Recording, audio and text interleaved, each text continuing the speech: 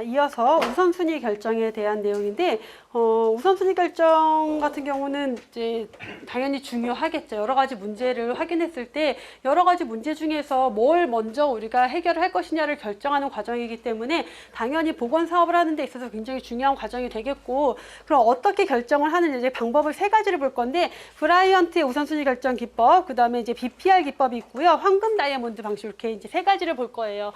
가장 고전적인 방법, 이제 가장 많이 사용이 되던 게 브라이언트라는 학자가 제시한 우선순위 결정 기법인데, 네 가지를 제시를 했어요. 문제의 크기 또는 그 질병의 유병률, 그 다음에 그 문제가 얼마나 심각한, 그 질병 자체가 얼마나 심각한 질병이냐, 심각도, 그리고 그 문제를 과연 해결할 수 있느냐, 사업의 해결 가능성 또는 난이도라고 해요. 그리고 지역사회 주민들이 얼마나 관심을 가지고 있느냐, 이 네 가지를 1점부터 4점까지 점수를 부여하는 거예요, 각각에. 그래서 예를 들어서 고혈압에 대한 거를 뭐 분석을 해봤더니 문제의 크기는 2점이고 심각도는 1점이고 사업의 해결 가능성은 3점이고 주민의 관심도는 4점이다. 그럼 얘네를 다 곱해요. 곱해서 점수가 얼마 나오겠죠? 그래서 여러 가지 문제를 가지고 이런 식으로 점수를 매겨서 점수가 가장 높은 게 우선순위가 가장 높다. 정말 1차원적이고 심플한 방법이죠. 그러니까 많이 사용이 됐겠죠. 근데 여기서 설명을 보시면은 측정 방법. 그래서 뭐 문제의 크기야 보통 유병률로 측정을 하면 되겠고, 자, 심각도는 어떻게 측정할 것이며, 사업의 해결 가능성은 어떤 기준으로 측정할 것이며, 관심도는 어떤 기준으로 할 것이다. 이런 기준은 제시된 게 없어요. 그런 게 없고, 그 다음에 상대적 우선순위에 대한 언급이 없다라는 것은, 자, 유병률과 심각도 중에서 뭐가 더 좀 크게 우리가 봐야 될까? 라는 고민을 해볼 수가 있겠죠. 또 똑같이 유병률과 예를 들어서 어떤 고혈압은 유병도, 그러니까 문제의 크기 2, 심각도 3인데, 당뇨병은 문제의 크기는 아니다, 여기 1로 했구나. 자, 고혈압이 문제의 크기는 2인데 문제의 심각도는 1이에요. 당뇨병은 문제의 크기는 1인데 심각도가 2예요. 그럼 두 개이 똑같잖아요. 곱하면 2가 되는 거는. 근데 이 중에서 뭐가 더 우선일까를 고민해 볼 수가 있겠죠. 그래서 문제의 크기보다 심각도에 좀 더 비중을 둬야 되지 않을까? 문제의 크기에 비중을 둬야 되지 않을까? 이런 것들에 대한 그 제시가 없다라는 거예요. 상대적 우선순위에 대한 게 없다라는 것은. 그래서 브라이언트의 우선순위 결정 기법이었고, 할론과 피켓이라는 학자들이 제시한 방법을 BPR 기법이라고 해요. 그냥 간단하게 BPR 기법이라고 해요. 그래서 이제 좀 더 실용적으로 널리 활용되는 방법은 이 BPR 기법인데, 세 개의 기준을 제시하고 있어요. 문제의 크기, 문제의 심각도, 사업의 효과성. 근데 방금 전에 우리가 브라이언트는 유병도를 어떻게 측정할지, 심각도를 어떻게 측정할지를 제시하지 않았다라고 했잖아요. 근데 이 BPR 기법에서는, 자, 문제의 크기는 이렇게 측정을 합니다. 만성질환은 유병률, 급성질환은 발생률을 이용해서 0점부터 10점까지 점수를 부여하고요. 문제의 심각도는 어떻게, 이 문제가 얼마나 긴급한 문제고, 중증도는 얼마나 되고, 사회적 경제적 손실은 얼마나 되는지를 평가를 해서 0점부터 10점을 부여해요. 자, 사업의 효과는 과학적 근거를 바탕으로 해결 가능성이 얼마나 되는지를 분석을 해서 마찬가지로 0점부터 10점을 부여를 해요. 그래서 점수가 뭐 예를 들어서 문제의 크기 7점, 문제의 심각도 2점, 사업의 효과성 8점 이렇게 나왔다. 그러면 이 공식에 단순히 곱하는 게 아니라 이 공식에 대입을 하는 거예요. 7 더하기 2b니까 어떻게 해요? 2에다가 곱하기 2를 해야 되겠죠? 4. 그리고 이 값을 문제 사업의 효과성으로 곱해주는 거예요. 곱하기 8. 자, 나누기 3은 그냥 숫자의 크기를 줄여주기 위한 거기 때문에 우선순위 결정에 영향을 주는 건 아니에요. 다 같이 3을 나누던가 다 같이 안 놔두던가 별로 상관없어요. 이렇게 한다. 그러면 여러분 A, B, C의 상대적 크기를 제시했어요? 안 했어요? 상대적 크기, 문제의 크기랑 심각도랑 사업의 효과성 중에서 상대적으로 뭐가 좀 더 중요해라는 걸 제시했어요? 안 했어요? 안 했어요? 했잖아요. 만약에 똑같이 2점, 2점, 2점이다라고 했을 때 문제의 크기는 2점만큼만 들어가지만 문제의 심각도는 4점으로 들어가는 거예요. 2배가 더 중요하다라고 넣어놓은 거죠. 거기에 사업의 심각도는 어떻게 되냐면 그 상대적 크기를 제시했다라는 걸 우선 깔고, 그럼 셋 중에서 뭐가 가장 영향을 많이 미칠까요? 사업의 크기예요. 곱해지기 때문에. 왜냐하면 만약에 얘가 빵점이다. 여기가 10점, 10점이에요. 최고로 높아. 근데 사업의 효과가 없어. 그러면 어떻게 돼요? 공식이 10 더하기 20인데 곱하기 0이에요. 결국은 0점이 돼버리는 거예요. 빵점인 거예요. 왜? 아무리 심각하고 아무리 문제의 크기가 커도 해결할 수가 없어요. 그러니까 굳이 보건사업을 할 필요가 없다라고 보는 거예요. 그래서 사업의 효과성이 가장 미치는 영향이 크다라는 거 정도를 중요하게 기억하시면 되겠고요. 그래서 BPR 기법 3가지, 문제의 크기, 심각도, 사업의 효과성. 자, 그 다음에 여기 하나 더 들어가면은 이제 OPR이라는 게 나오는데, 자, 이렇게 A 더하기 2B 곱하기 C를 해서 계산을 했어요. 근데 비슷비슷한 거예요, 점수가 너무. 비슷비슷해서 우선순위가 가려지지 않아요.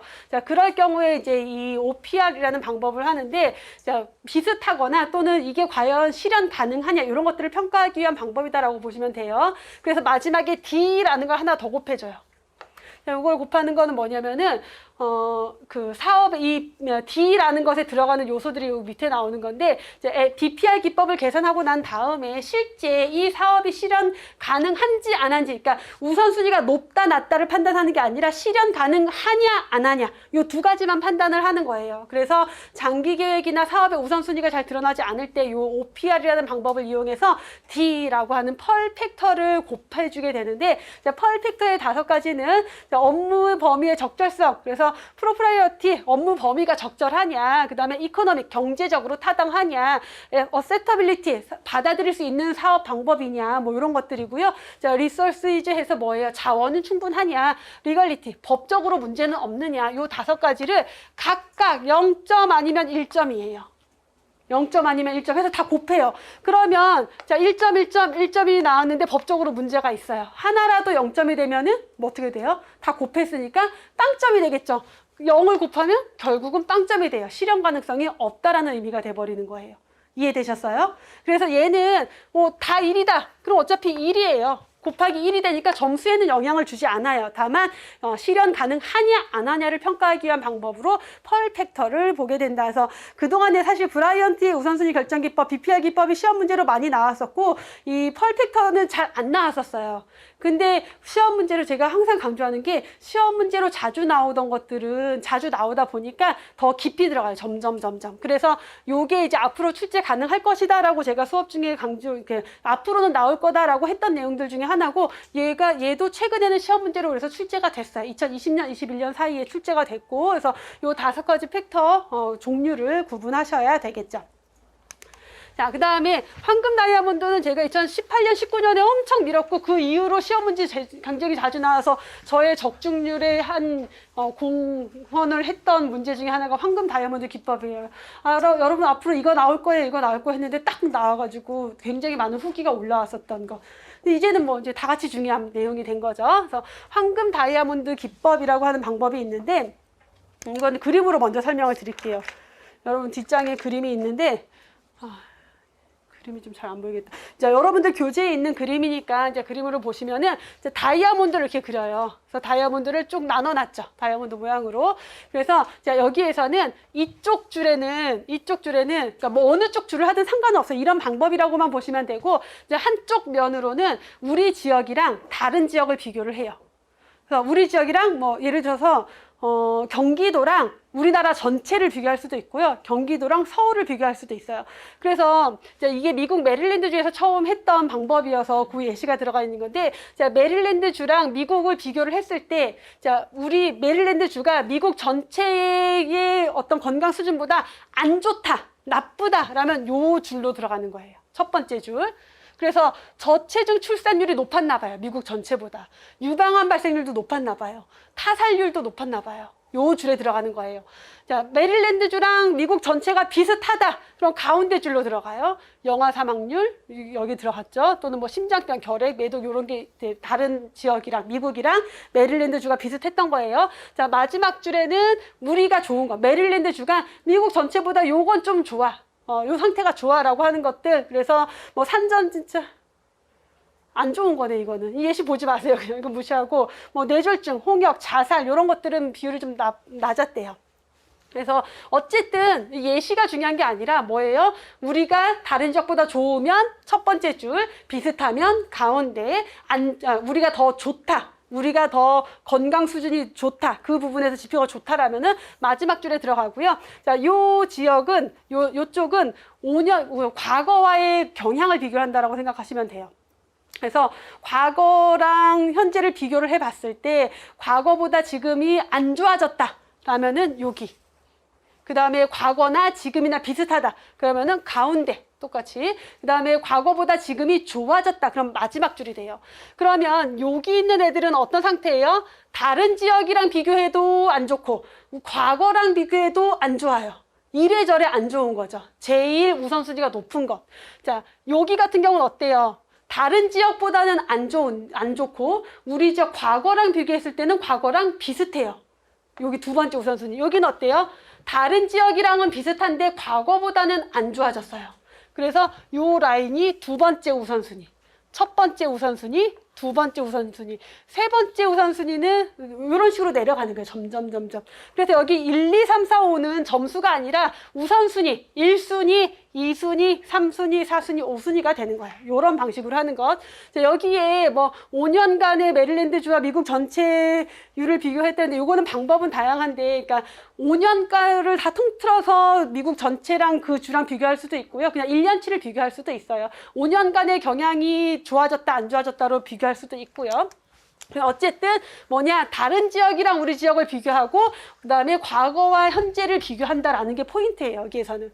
다시 내용을 보면은, 그래서 보건지표의 상대적 크기와 변화의 경향을 이용한다. 상대적 크기라는 건 뭐예요? 다른 지역이나 또는 전체 지역과 비교했을 때 상대적으로 문제가 심각하다, 심각하지 않다. 이 상대적 크기와 변화의 경향, 과거보다 좋아졌다, 안 좋아졌다, 비슷하다. 요걸 가지고 우선순위를 결정하는 방식이다. 그래서 자, 건강 문제를 선정한 다음에 이 질병의 이환율, 사망률, 변화의 경향 이런 것들을 전체랑 비교를 해서 황금 다이아몬드라는 방식을 만들어낸 거예요.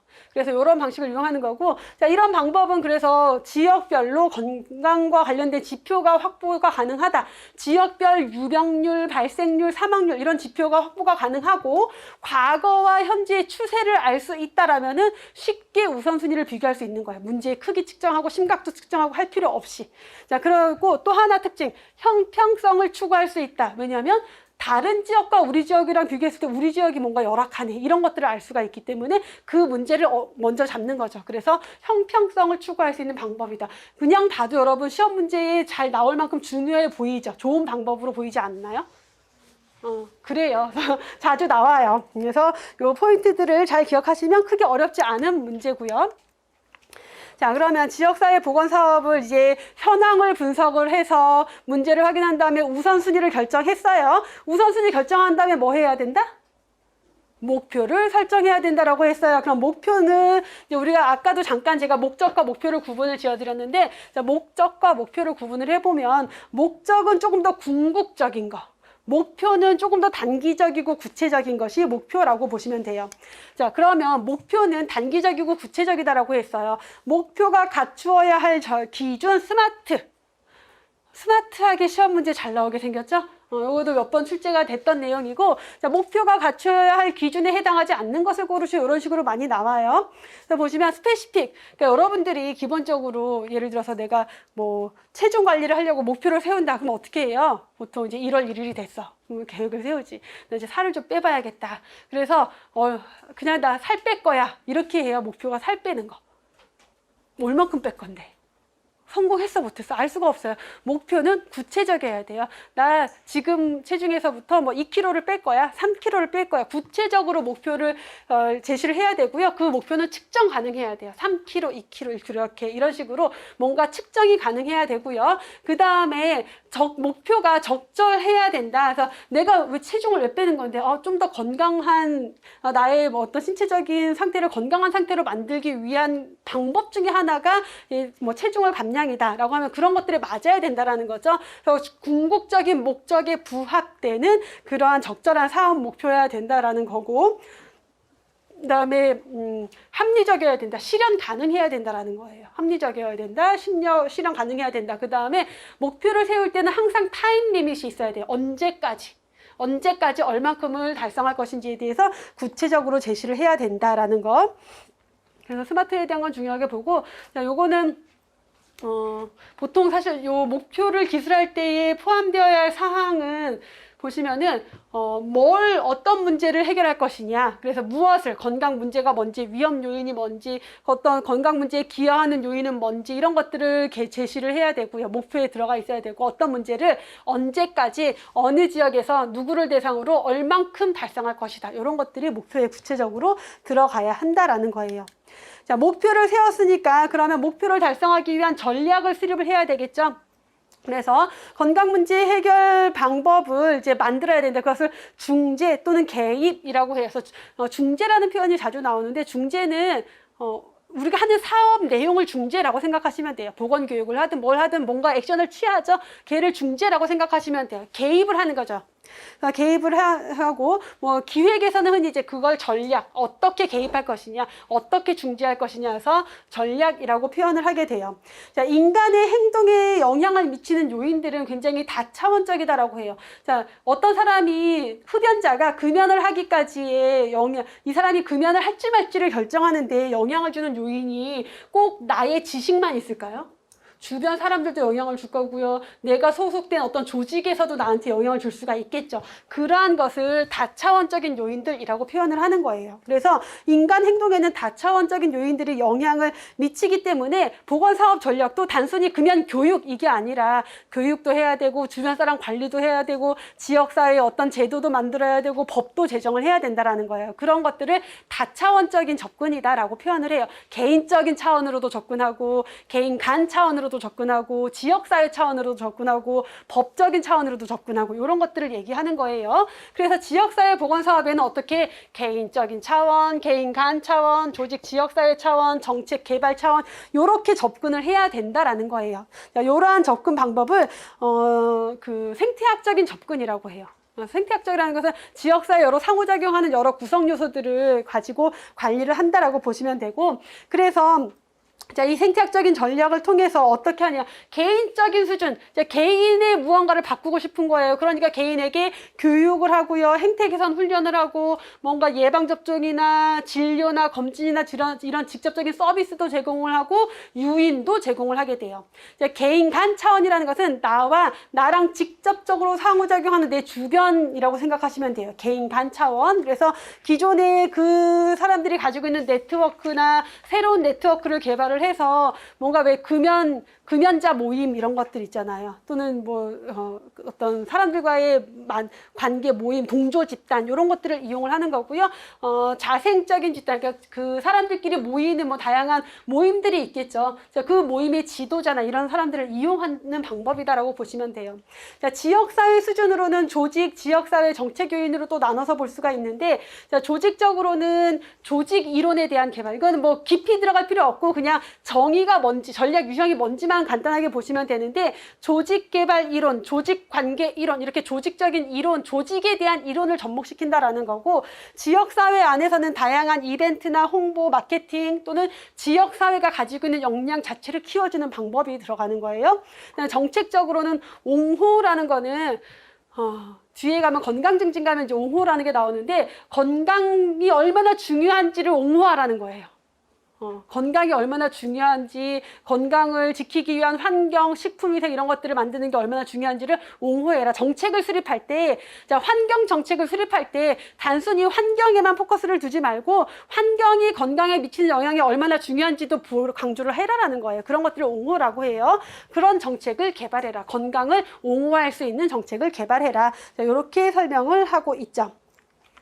자, 그래서 여기까지 지역사회 보건사업의 전략이고요. 자, 중간중간에 심화 이론이 나오는데, 심화 이론은 제가 여기서 기본 이론에선 정리 안 해드릴 거예요. 심화 이론 들어가서 한 번 더 정리를 해드릴 거고, 여러분들이 한번 읽어보시면 돼요. 혹시라도 기본 이론 수업만 듣고 심화 이론을 듣지 않으시는 분들을 위해서 기본서에 다 넣어둔 거예요. 그래서 혹시 기본 이론만 수업을 들으시는 분들은 제가 정리 안 해드려도 심화 이론의 내용들을 한 번씩은 다 읽어보고 숙지를 하셔야 돼요. 이런 것들이 이제 연구사에서 출제돼서 기술직이 나 연구사에는 당연히 이런 내용들이 출제가 되겠고요. 연구사에서 나와서 파생돼서 기술직, 보건직으로 또 나오는 그런 문제들이에요.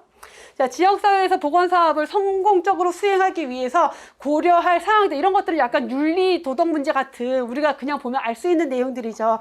우선은 그 지역, 전략을 개발할 때 그 지역의 문화, 지역의 역량, 환경, 이런 거 당연히 고려해야 되겠죠? 그리고 지역사회의 지지, 협력, 지역사회에서 같이 협력할 수 있는 그러한 사업을 계획을 해야 되겠고, 그 다음에 전략에는 당연히 과학적 근거가 있어야 되겠고요. 그 다음에 기존에 했던 사업이 있겠죠. 우리가 지금 하는 사업 말고 기존에 했던 사업이 왜 실패했는지, 왜 성공했는지를 분석을 해서 지금 기획에 반영을 해야 된다라는 것. 자, 비전, 목표가 일관성이 있어야 된다. 비전과 목표가 괴리감이 있으면은 안 되겠죠. 그리고 다른 사업과 시너지 효과를 낼 수 있는 사업이어야 되겠고, 사업 규모, 지속성, 이런 것들이 그러니까 지속성이 보장될 수 있는 적절한 규모의 사업으로 진행이 되어야 하겠고요. 전략, 평가, 보상, 이런 것들이 다 연계돼야 된다라는 거. 그럴 때 성공이 더 가능해진다. 자, 지역사회 보건 사업을 쭉 했어요. 그러고 나면은 평가를 해야 되겠죠. 지역사회 평가의 목적. 자, 평가는 기본적으로 사전에 목표를 설정하죠. 우리가 앞에서 목표는 어떻게 설정해야 된다? 스마트에서 첫 번째 나온 게 뭐예요? 구체적이어야 하고, 그 다음에 측정 가능해야 된다. 왜? 그래야 평가가 가능해요. 그래서 항상 평가라는 것은 목표 대비 얼만큼을 달성했냐를 평가하는 거예요. 그래서 사전에 설정된 목표를 어느 정도로 달성했는지를 보는 것을 평가라고 해요. 그래서 일반적으로 보건사업에는 보건사업에서 평가 목적이라고 보면은 평가를 통해서 그 다음 의사결정에 도움을 주게 돼요. 그래서 어떤 사업 활동에 대한 의사결정에도 도움을 주고요. 목표를 성취하는 데 효율성도 높일 수가 있고요. 평가에 대한 평가를 통해서 그 다음에 좀 더 사업을 효과적, 효율적으로 수행할 수 있도록 해주는 게 평가다라는 것. 그리고 자원에 대한 부분까지 자원 분배를 예측할 수도 있다라는 것. 자, 이거는 여기는 여러분들이 그냥 읽어보셔도 충분할 내용이어서 평가의 목적 간단하게 봤고, 평가의 원칙 보시면 요거 진짜 별로 이렇게 크게 어려운 내용은 아닌데, 여기에서도 이 보건사업의 평가 원칙으로도 시험 문제가 간간히 나왔었어요. 자주까지는 아니지만 몇 번 출제가 됐었는데, 다음 중 지역사회 보건사업 평가의 원칙으로 옳지 않은 것을 고르시오. 이런 식의 문제들. 그래서 당연히 항상 명확한 목적이 제시가 되어야 한다. 목적 아래 시행이 되어야 하고요. 지역사회 보건사업을 계획한 사람, 계획과 관련된 사람, 그 사업에 실제 참여한 사람, 평가에 영향을 받게 될 사람들이 배제되어야 한다? 안 돼요. 그게 오답이었어요. 실제 시험에서. 배제되는 게 아니라 그런 사람들이 같이 참여를 해야 된다라는 거예요. 그 다음에 사업의 전 과정에 걸쳐서 지속적으로 행해줘야 된다. 자, 평가는 끝난 다음에 한다? 사업이 끝난 다음에 하는 게 아니라 사업을 시작하기 전부터 평가를 해요. 어떻게? 현황 분석부터가 평가가 들어가는 거예요. 지역사회에 대해서 사전에 진단평가, 사전평가를 하고요. 진행되는 과정의 중간 단계에서도 과정평가를 하고, 사업이 끝난 다음에도 평가를 해요. 그래서 전 과정에 걸쳐서 지속적으로 행해져야 되겠고, 당연히 평가를 위해서는 측정 기준이 명확하고, 그 다음에 객관적이어야 되겠죠. 자, 사업에 여기 다시 나오죠. 전 과정에서 걸친다라는 게 결국은 기획 단계부터 최종 결과까지 다 평가에 포함이 되어야 한다라는 거고, 사업 평가를 통해서 장점과 단점이 다 지적이 되어야 해요. 자, 그리고 평가도 미래 중심적이고 활동 중심적으로 이루어져야 된다. 왜냐하면 평가가 사업이 끝난 다음에 하니까 미래지향적인 거 아닌가 아니에요. 평가의 목적은 뭐다? 다음의 의사결정에 도움을 준다라고 했어요. 그 말은 뭐냐면, 우리가 이렇게 해서 이런 부분은 실패했고, 이렇게 해서 이런 부분은 성공했으니까 다음 사업에는 그걸 고려해서 어떻게 가자라는 데 영향을 주는 것이기 때문에 미래지향적이고 활동 중심적이다라고 볼 수가 있겠죠. 자, 목표를 달성하는 과정에서 어떤 문제가 발생했다. 문제도 기술을 해야 되고요. 그 문제를 해결하기 위한 방안도 평가 단계에서 마련이 되어야 하고, 앞으로의 사업 평가 결과가 앞으로의 사업의 향상, 성장을 위해서 되먹임, 피드백이 되어야 한다는 게 활류, 피드백, 되먹임 다 같은 표현이에요. 그래서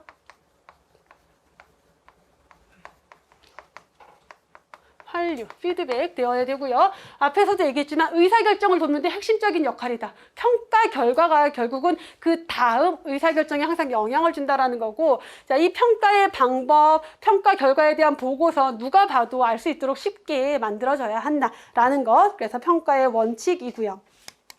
자, 사업 평가 내용 어떤 것들을 그럼 평가하느냐? 자, 사실 평가 내용은 그 사업의 목적이 뭔지에 따라서 평가할 내용이 달라지겠죠. 하지만 일반적으로 이제 들어가야 될 것들, 서비스 노력, 그래서 이 사업을 위해서 어떤 노력을 했느냐, 어떤 사업 활동을 했느냐, 그 다음에 사업을 통해서 뭘 이뤘느냐, 성취도, 뭐 중간 산출물, 최종 산출물 이렇게 나눌 수가 있는데, 자, 중간 산출물 같은 경우는 사업 실적 정도로 보면 되겠고, 최종 산출물 같은 경우는 그걸 토대로 뭔가 질병의 유병률, 발생률, 사망률, 삶의 질 이런 것들이 어떻게 바뀌었는지까지도 다 볼 수가 있겠고요. 그다음에 노력 대비 성취도, 효율성을 보는 거예요. 투입 대비 산출. 우리가 얼만큼의 인력과 얼만큼의 비용과 얼만큼의 시간을 들여서 얼만큼의 결과를 만들어냈느냐라는 것들을 보기도 하고, 성공 요인과 실패 요인이 무엇인지도 분석을 해야 되겠죠. 자, 그래서 평가 방법을 좀 더 구체적으로 제시한 이론들이 있는데, 그 중에서 서치만의 평가 기준 5가지가 있고요. 미국 공중보건협회 평가 항목 5가지가 있어요. 여러분들 교재에는 이제 다 평가 기준과 설명이 쭉 들어가는데, 제가 이제 얘네를 묶어서 이렇게 5개씩 같이 한 PPT에, 한 슬라이드에 넣어놓은 이유가 있겠죠. 왜? 시험 문제니까. 그쵸? 어떻게 시험 문제가 나올까요? 자, 다음 중 서치만의 보건사업 평가 기준에 해당하는 것을 모두 고르시오. 그리고 박스 넣어놓고 기억, 니은, 디귿, 리을 해서 요거 2개를 섞어놔요.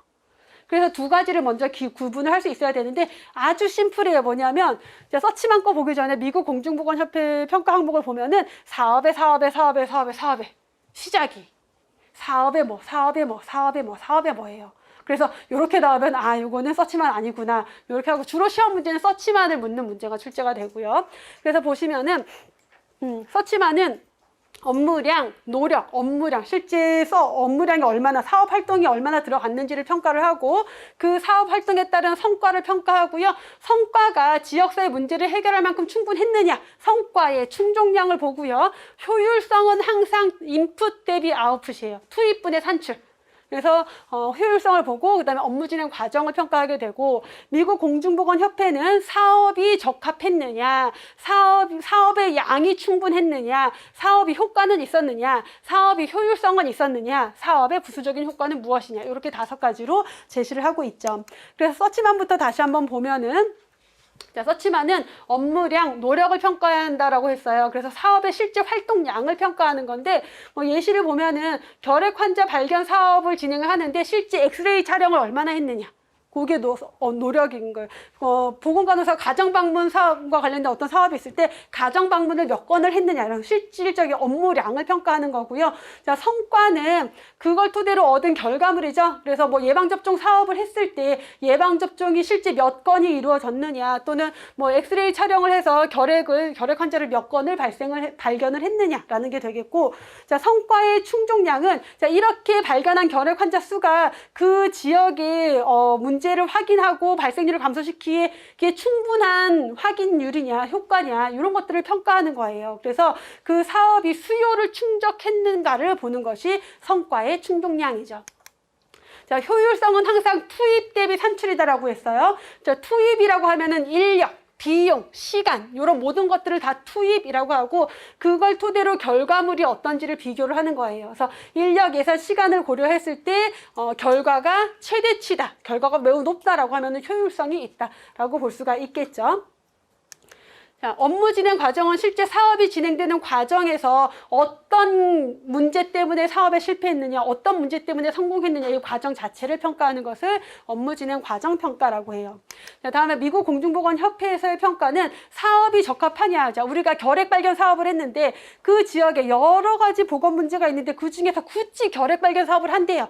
적합한 거냐, 다른 문제가 더 심각하진 않았냐, 이걸 보는 거겠죠. 그래서 여러 문제 중에서 특정 사업을 선정한 정당성, 우선순위가 잘 매겨졌느냐를 보는 거겠고, 사업 양의 충족량이라고 하는 것은 문제를 해결할 만큼 충분한 양의 사업이 제공이 되었느냐, 사업 양의 충족성, 사업의 효과성, 목표를 달성했느냐. 항상 효과성 하면은 목표 달성 여부라고 보시면 돼요. 자, 사업의 효율성은 항상 뭐든 항상 효율성은 투입 대비 산출이다. 그래서 그 사업에 들어간 비용, 인력, 시간 대비 결과물이 어떤지를 보는 것. 자, 마지막 사업에 의한 부수적 효과가 있는데, 이거는 우리가 이 사업의 목표가 있고 그 목표를 위해서 사업을 했는데 생각하지 못한 다른 영향이 있었을 수도 있겠죠. 그게 긍정적일 수도 있고 부정적일 수도 있어요. 자, 그런 것들을 확인하는 것을 사업의 부수적인 효과라고 하죠. 이렇게 5가지를 구분을 해봤습니다. 그다음에 조금 더 평가를 구분을 해보면은 평가 주체가 누구냐에 따라서 내부 평가, 외부 평가로 나눌 수도 있고요. 그 조직 안에서 평가하면 내부 평가, 외부 담당자 기관에서 와서 평가하면은 당연히 외부 평가겠죠. 자, 평가 기준으로 봤을 때는 질적인 평가냐, 양적인 평가냐. 그래서 항상 이제 질적이다라는 것은 정성적인 평가, 그래서 어떤 수치화되지 않는 그러한 내용을 질적인 평가라고 보시면 되고, 양적인 평가는 뭔가 수치화되는 것, 우리가 뭐 계산상으로 숫자로 나올 수 있는 것을 양적인 평가라고 보시면 돼요. 그래서 평가 기준이 구체적이어야 한다 이렇게 나올 때는 거의 대부분 양적인 기준이 되겠죠. 그다음에 진행 단계별로 봤을 때 계획평가, 중간평가, 종합평가. 그래서 계획평가는 사업을 진행하기 전에 계획하는 단계에서 사업 계획이 잘 수립되었는지 이런 것들을 먼저 평가하는 거고요. 자, 중간평가는 계획대로 사업이 잘 진행되고 있는지를 평가하는 것이 중간평가. 자, 종합평가는 목표를 달성하였는지를 평가하는 것이 최종적인 이제 종합평가가 되겠죠. 그다음에 투입 산출 모형이 나오는데, 요게 가장 이제 다양한 분야에서 뭐 의료의 질 평가라던가 보건교육 평가라던가 보건사업 평가라든가 항상 이제 나오는 내용 중에 하나가 투입 산출 모형이라고 해서 투입 요소, 과정, 산출 이렇게 3가지를 나눠서 봐요. 그래서 투입은 항상 구조 평가라고 해요. 투입되는 자원에 대한 평가는 구조평가고요. 사업이 진행되는 과정을 평가하는 게 과정평가, 결과는 마지막 그걸 통해서 얻은 결과물이겠죠. 그래서 구조평가라는 표현이 나오면 무조건 뭐예요? 그 사업에 들어간 인력, 시설, 장비, 재정, 정책 이런 모든 것들은 다 구조평가예요. 과정평가는 실제 사업이 계획대로 잘 진행되고 있는지를 평가한다라고 보시면 되겠고, 결과평가는 산출물, 효과, 영향 이런 것들을 평가하는데 단순하게 이런 것, 그러니까 서비스를 몇 명에게 제공을 했고 교육을 몇 명이 이수했고 이런 것들도 산출물이 되겠고, 이런 것들은 그냥 사업 자체의 결과가 되겠고요. 그걸 토대로 지식이 얼마나 바뀌었냐, 뭐 생활 습관이 얼마나 바뀌었냐 이런 것들 효과를 평가하는 것. 영향이라고 하면은 그걸 토대로 장기적으로 질병의 유병률, 합병증 발생률, 사망률이 어떻게 바뀌었냐 이런 것들은 좀 더 장기적이겠죠. 그래서 산출물, 효과, 영향 이렇게 나눠서 봤을 때 산출물은 그냥 그 사업의 계획대로 우리가 몇 명에게 보건사업 교육을 하려고 계획을 했는데 그걸 달성했느냐를 보는 거고, 효과는 그걸 토대로 지식이 얼마나 바뀌었냐, 생활습관, 금연율이 얼마나 높아졌냐는 거고, 자, 금연율이 높아진 걸 토대로 장기적으로 폐암 발생률이 얼마나 줄어들었느냐 이런 거를 보는 게 영향평가라고 생각하시면 돼요. 자, 다음에 조금 어려운 게 나와요. 이거는 뒤에 이게 사실 보건행정에서 중요하게 우리가 보는 내용인데, 뒤에 그 파트 10 가면은 행정 파트에서 이거 제가 다시 정리해 드릴 거예요. 아마 그때 가면 또 마치 처음 보는 것이냐 여러분들이 분명히 표정을 지을 거예요. 하지만 여기서 한번 하고 다시 합니다. 그래서 이게 요것도 제가 최근 들어서 이거 이제 기술직이나 보건직은 상관없어요. 어차피 행정 문제가 보건직에서 나올 때는 너무 쉬운 거고, 기술직 같은 경우는 요거 앞으로 나올 가능성이 있어야 제가 미는 문제 중에 하나였고, 요것도 최근에 출제가 됐었어요. 그래서 경제학적인 평가 방법인데, 지금 심플하게 이해하세요. 어차피 행정 가서 다시 할 거니까 크게 2가지만 여기에선 다룰 거예요. 비용 효과 분석이랑 비용 편익 분석이 있어요. 이름도 비스무리한 게 영어까지 나와서 헷갈리게 만들죠. 비용 효과 분석을 CEA, 그래서 코스트 이펙트를, 코스트랑 이펙트를 비교하는 거고요. 비용 편익 분석은 코스트랑 베네핏을 비교하는 거예요. 코스트, 베네핏. 그래서 CBA라고 불러요. CBA. 자, 2가지가 있는데, 얘네는 무조건 경제성을 평가하는 거예요. 그럼 경제성을 평가하는 것은 우리가 들인 돈 대비 결과물이 얼마나 좋으냐를 보는 방법이다. 그래서 투입 대비 산출을 보는 가장 전형적인 평가 방법인데, 먼저 비용 효과 분석이 나와요. 비용 효과 분석을 뭐라 그랬어요? CEA, 코스트랑 이펙트를 본다. 자, 코스트는 뭐예요? 코스트. 돈이에요.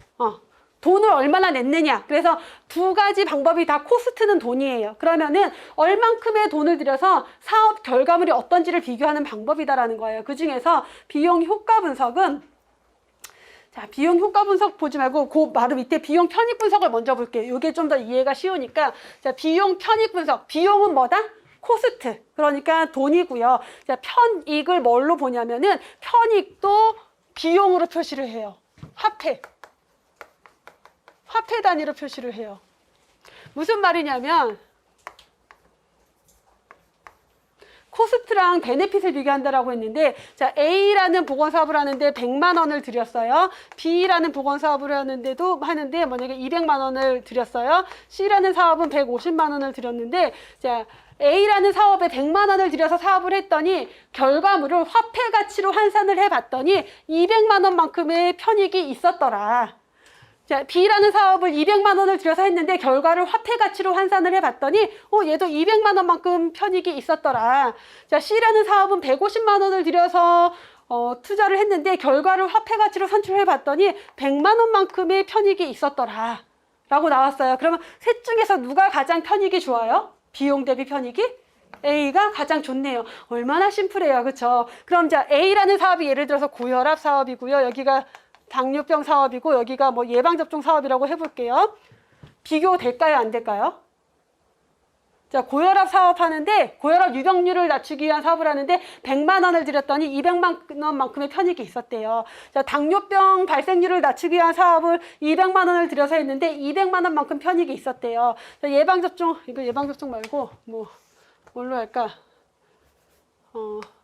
간질환 예방사업을 뭐 했는데 150만 원을 투자했는데 100만 원만큼의 편익이 있었대요. 세 개 비교돼요? 안 돼요? 아까 A가 제일 좋다며. 근데 왜 안 돼 갑자기? 종류가 달라서? 돼요? 안 돼요? 된다. 비교 안 된다. 왜 안 되냐고. 그러니까 빨리 얘기를 해줘. 나에게 왜 안 돼? 얘기를 못하지. 되니까. 여러분, 이게 무슨 사업이든 상관없이 100만 원 들여서 200만 원 들였으면 100만 원 남겼잖아. 그쵸? 200만 원 들여서 200만 원 남았으면 똔똔인 거잖아요. 얘는 마이너스인 거예요. 경제성이. 이렇게 비교가 되는 거예요. 왜? 결과가 다 화폐 가치이기 때문에 얘랑 얘를 다 비교할 수가 있다라는 거예요. 그래서 비용 편익 분석은 투입도 돈, 산출도 돈. 그래서 다 비교가 가능하다. 왜냐면 어차피 금액만 비교하면 돼요. 여기서 고혈압이냐 당뇨병이냐는 전혀 중요하지 않아. 그냥 돈이 누가 가장 많이 남았냐만 비교하면 되는 거예요. 그래서 비용 편익 분석은 투입뿐만 아니라 결과도 비용으로 표시를 해요. 그래서 화폐 단위로 환산을 해서 계산을 하기 때문에 다양한 목적의 여러 가지 사업, 다양한 목적, 서로 다른 목적의 다양한 목적의 여러 사업을 비교할 때 사용할 수 있는 방법이다라는 거예요. 이해되셨어요? 비용 편익 분석, 투입도 돈, 산출도 돈. 그러니까 비교가 가능하다. 서로 다른 목적의 사업 비교된다, 안 된다? 비교된다. 자, 그러면 비용 효과 분석은 자, 같은 개념으로 자, 비용 효과 분석은 투입과 결과가 다른 단위로 표시가 된대요. 어떻게? 투입은 돈이에요. 투입은 돈이다라고 했어요. 결과는 사업의 효과로 표시가 돼요. 그래서 이제 쉽게 예를 들면은 자, 100만 원을 들였는데 아까 A는 여기는 고혈압, 여기는 당뇨병, 여기는 간질환 사업이라고 했어요. 100만 원을 들였더니 고혈압 유병률이 예를 들어서 5%가 낮아졌더라. 그다음에 당뇨병 200만 원을 들였더니 당뇨병 유병률이 2%가 낮아졌더라. 자, 150만 원을 들였더니 간질환 예방 사업을 했는데 150만 원을 들였는데 간질환 발생률이 1%가 낮아졌더라. 얘는 비교될까요? 안 될까요? 비교된다. 비교 안 된다. 왜 손 안 들어? 무조건 들어. 무조건 들어. 비교된다. 비교 안 된다. 그쵸? 왜 안 돼요? 자, 간질환 발생률 1% 낮아진 거랑 고혈압 유병률 5% 낮아진 거랑 뭐가 더 좋을까? 그건 알 수가 없는 거예요. 왜? 서로 기준이 다르기 때문에 비교할 수가 없어요. 얘네들을 비교할 수 없기 때문에 얘는 이렇게 서로 다른 목적의 사업을 비교할 수 있다, 없다? 없다. 그러면 어떤 거 할 때 쓰느냐? 자, 사업 목적 자체가 그냥 고혈압 유병률을 낮추기 위한 사업인데 방법은 여러 가지가 있겠죠. 뭐 교육 사업을 할 수도 있고 어떤 뭐 지역 사회에서의 어떤 뭐 소금 섭취량을 줄이는 사업을 할 수도 있고 여러 가지 방법이 있겠죠. 그래서 여러 가지 방법을 이용해서 A라는 방법, B라는 방법, C라는 방법인데 다 목적은 뭐다? 고혈압 유병률을 낮추기 위한 사업이에요. 근데 만약에 그러면 똑같은 목적이니까 똑같이 100만 원이라는 돈을 들였을 때 A라는 방법을 했더니 고혈압 유병률이 5%가 낮아지더라. 자, B라는 방법을 했더니 4%가 낮아졌고요. C는 2%가 낮아졌어요. 그러면 이 중에서는 똑같은 돈을 들여도 A라는 방법이 유병률을 가장 많이 낮추네. 세 개가 다 고혈압 유병률이기 때문에 비교가 되는 거예요. 자, 그래서 동일한 목표를 가지는 하나의 사업, 하나의 목표를 달성하기 위한 여러 가지 사업을 비교할 때 사용하는 게 비용 효과 분석이라는 거예요. 이해되셨어요? 두 가지의 차이 구분됐어요? 이렇게 쉽게 설명을 해서 이렇게 여러분들 잘 이해를 했는데 이제 파트식 가면은 처음 보는 내용이 또 나왔네 라고 아마 여러분들이 느낄 건데 모두가 똑같아요. 다 그래. 제가 계속 반복해 드릴 거니까 걱정하지 않으셔도 되고, 그래서 CEA랑 CBA의 포인트는 뭐다? 결과를 화폐로 표시하느냐, 산출물로 표시를 하느냐. 그래서 이렇게 사업의 효과로 표시할 때는 서로 결과가 다르면 비교할 수가 없기 때문에 동일한 목표를 가지는 하나의 사업을 하나의 사업에 대한 여러 가지 대안이 있겠죠. 그 여러 가지 대안 중에 최적의 대안을 경제성 평가가 좋은, 투입 대비 산출이 좋은 걸 평가할 때는 CEA, 코스트 이펙트 아날라이시스예요. 그래서 비용 효과 분석을 하는 거고, 그다음에 결과가 화폐 가치로 표시가 된다라면은 여러 가지 사업을 비교할 수 있다 없다? 할 수 있다라고 했죠. 투입도 돈, 산출도 돈. 그래서 그렇게 비교하는 방법이 비용 편익 분석 CEA라고 했어요. 그래서 여기까지 해서 보건사업의 평가에 대한 내용까지 좀 정리를 했고요. 자, 제가 더 나가고 싶지만 역사를 한 번에 쭉 하는 게 좀 더 효율적일 것 같아서 자, 여기까지 정리하고 잠깐 쉬었다가 역사를 이어서 쭉 보도록 할게요.